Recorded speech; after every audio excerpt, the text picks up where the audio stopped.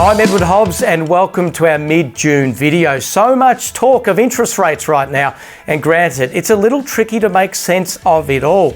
The Commonwealth Bank of Australia has recently released a report which predicts what the economy will look like and what the RBA will do to tackle inflation over the coming years.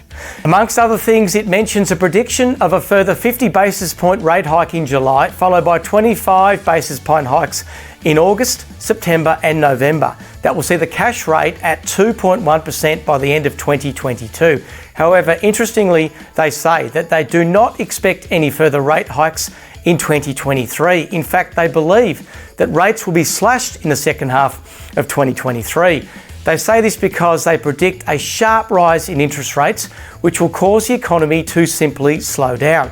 But as I've been saying, a bit of perspective needs to be applied. Scott Pape, the barefoot investor, put it succinctly by asking the question, but is this really a shock? Hardly, he says. If you zoom out, interest rates are still incredibly low. After all, in January 1990, the cash rate was 17.5%, and it's now, wait for it, 0.85%. Even across the ditch in New Zealand, their rate is already at 2%. This obsession the media has with catastrophising every rate rise, he says, is just ridiculous.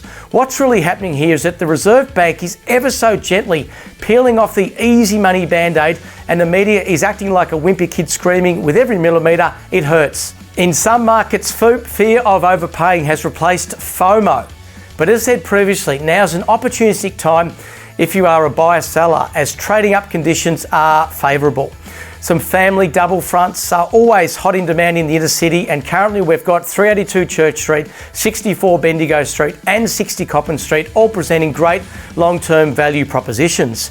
Underbidders, well, they're especially important right now, and some buyers are preferring a quieter off-style market approach rather than raising their hand at the auctions. So it is critical that your agents are across this and understand their buying capacity.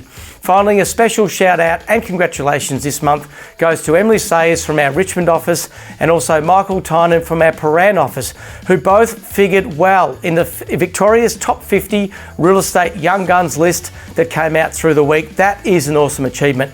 Well, that's all we've got time for today, viewers. Thanks for watching, and I'll see you all again in July.